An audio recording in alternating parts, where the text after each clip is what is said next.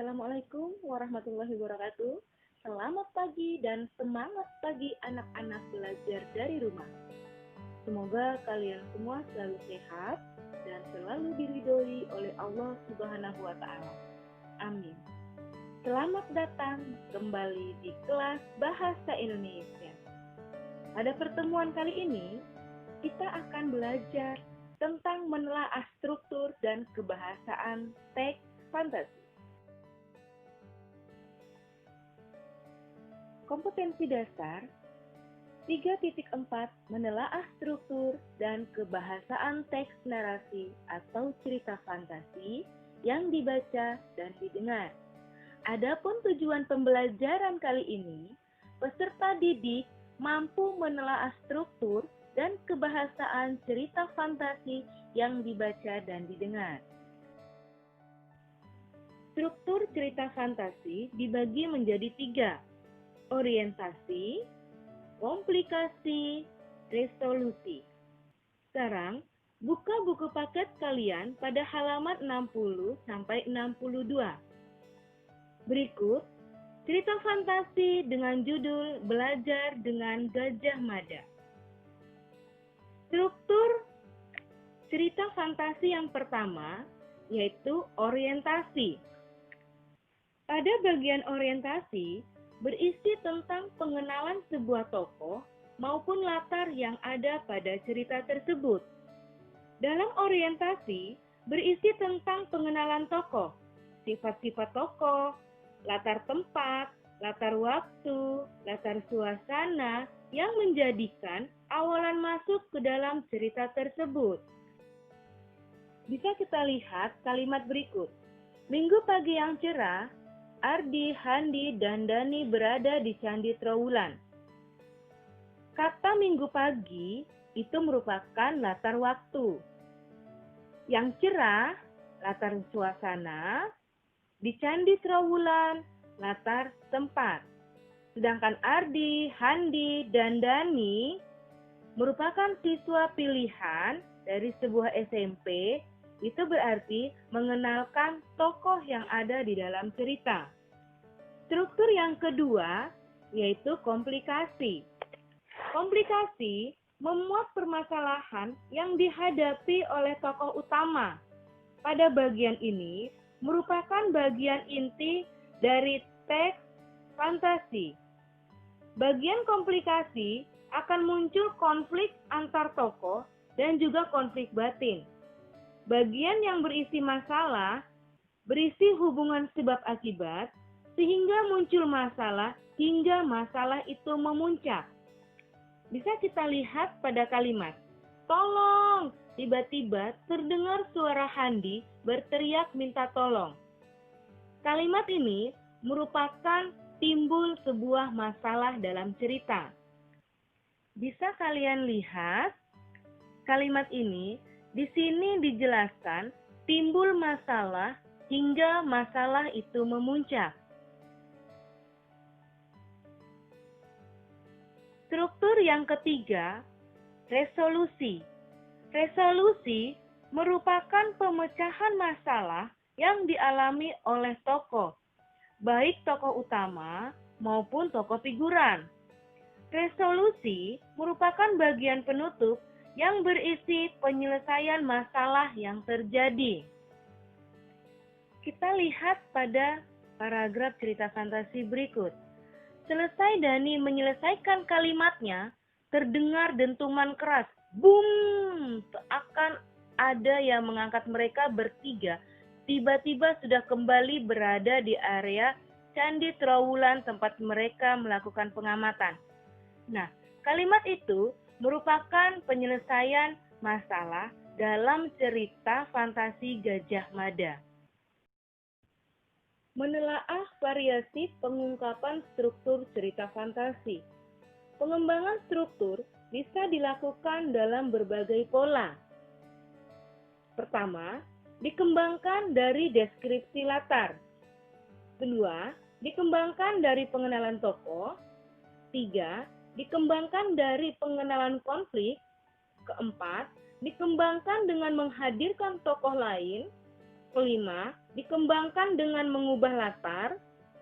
6. Dikembangkan dengan melompat pada zaman yang berbeda, pada masa lampau atau masa depan. 7. Dikembangkan dengan lompatan waktu. 8. Dikembangkan sebab akibat yang unik. 9. Dikembangkan dengan surprise atau keterkejutan. Sekarang, kalian amati contoh pola pengembangan struktur cerita fantasi berikut.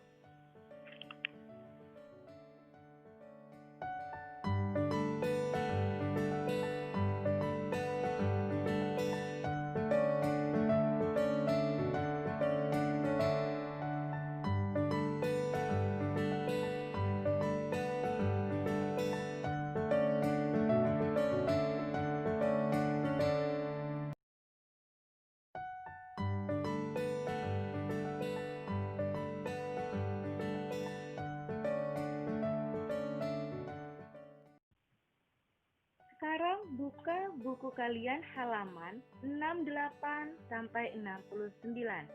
Ciri kebahasaan pada cerita fantasi.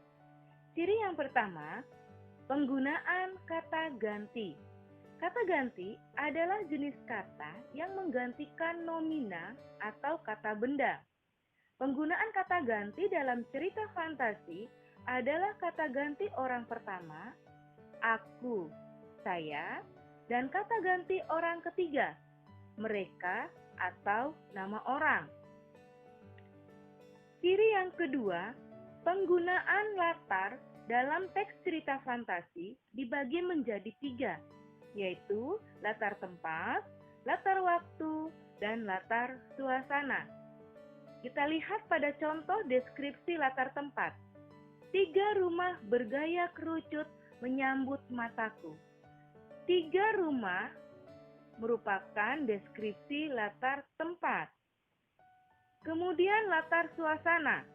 Seperti contoh, setetes air mata pun jatuh dari wajah sang ratu. Tak sepatah kata pun terdengar dari bibirnya. Kamar yang megah ini terasa sunyi dan penuh kesedihan. Kalimat kamar yang megah ini terasa sunyi dan penuh kesedihan merupakan latar suasana. Kemudian ke latar waktu. Seperti contoh, tengah malam tak ada bintang di langit itu. Kata tengah malam merupakan latar waktu. Ciri yang ketiga, menggunakan pilihan kata dengan makna kias dan makna khusus. Kita lihat pada contoh 1. Alien itu berhidung mancung. Dengan hidungnya yang menjulang, ia mengendus sekeliling. Kata hidungnya yang menjulang termasuk ke dalam makna kias. Kata mancung dan mengendus masuk ke dalam makna khusus.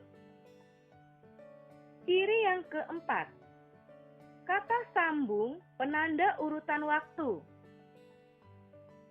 Misalnya, setelah itu, kemudian, sementara itu, bersama dengan itu, tiba-tiba, ketika, sebelum, dan sebagainya. Kita lihat pada contoh. Setelah buku terbuka, aku terseret pada masa lampau. Kata setelah termasuk ke dalam kata sambung penanda urutan waktu. Ciri yang kelima, penggunaan kata atau ungkapan keterkejutan. Penggunaan kata atau ungkapan keterkejutan berfungsi untuk menggerakkan cerita atau memulai suatu masalah. Kita lihat pada contoh, tiba-tiba seorang alien yang berukuran lebih besar datang. Kata tiba-tiba merupakan penggunaan kata atau ungkapan keterkejutan. Ciri yang keenam, penggunaan dialog atau kalimat langsung. Penggunaan kalimat langsung ditandai oleh 2 petik ganda dan disertai keterangan penyertanya. Kita lihat pada contoh, raksasa itu mengejar kita, teriak Fona kalang kabut.